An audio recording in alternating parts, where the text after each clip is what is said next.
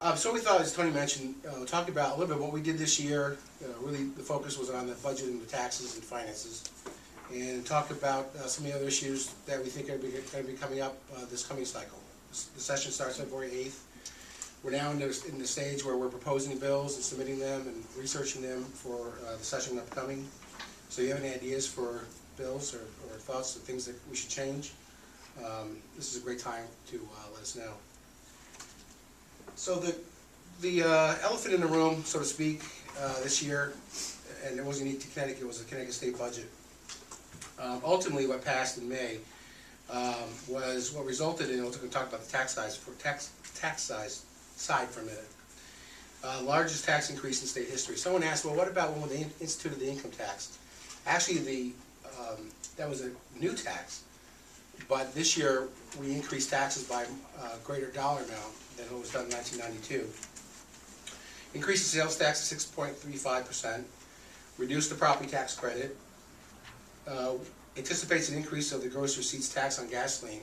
There's two gas taxes. One is a flat tax per gallon. The other is a percentage. And of course, as the price of gas goes up per gallon, expands the death tax, the inheritance tax. We'll talk about that in a second.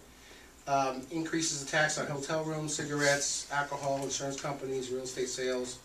Makes permanent the real estate conveyance tax, which had been temporary on an 8-year basis, kept getting renewed every year. Increases motor vehicle registration fees, increases driver's license fees. Pretty much any fee that you could think of that you pay to the state went up. And then other nuisance taxes, for instance, non-prescription drugs, your Tylenols, your aspirin you get at the pharmacy now is taxable, pet grooming. This is interesting. We passed what's called the Amazon tax. That would tax, it was really targeted to Amazon and their vendors that they use, their suppliers.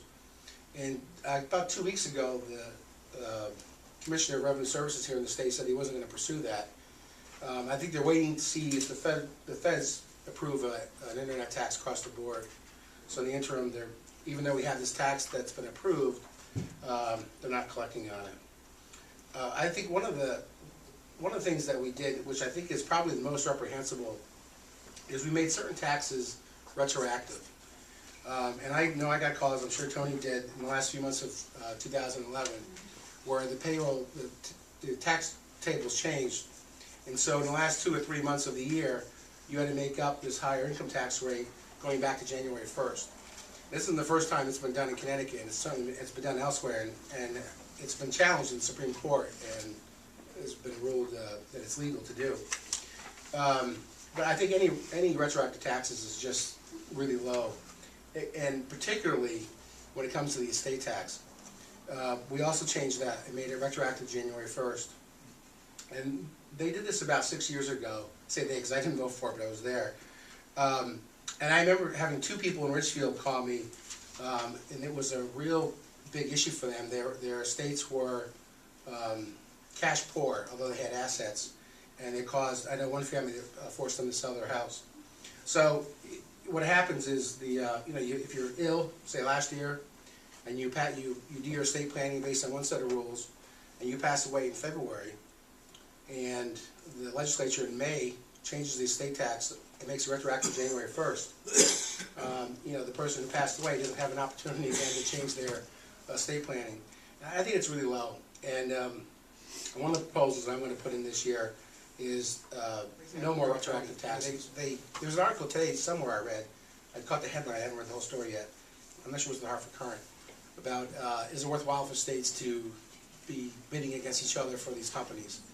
And we had a case in Nessie Water that was in Greenwich, was looking to relocate, downsize. They were looking at Westchester. Both Westchester County and the state of New York were offering them an incentive package. We ended up keeping them in Stamford. They moved to Stamford from Greenwich. But we had to offer them an incentive package. Governor Moy has this First 5 program. ESPN has expanded in Bristol. UBS got some money to keep some jobs in Stamford. NBC Studios is coming to, sports studios coming to Stanford, and there's a great disparity. Some of them receiving as little as like $20,000 per job, and some, like Jackson Lab, receiving much higher than that. But Tony's right, like the film tax credit is one example that has really worked quite well. There's an animation studio that's opened up in Greenwich. It's worked to get NBC Sports to Stanford.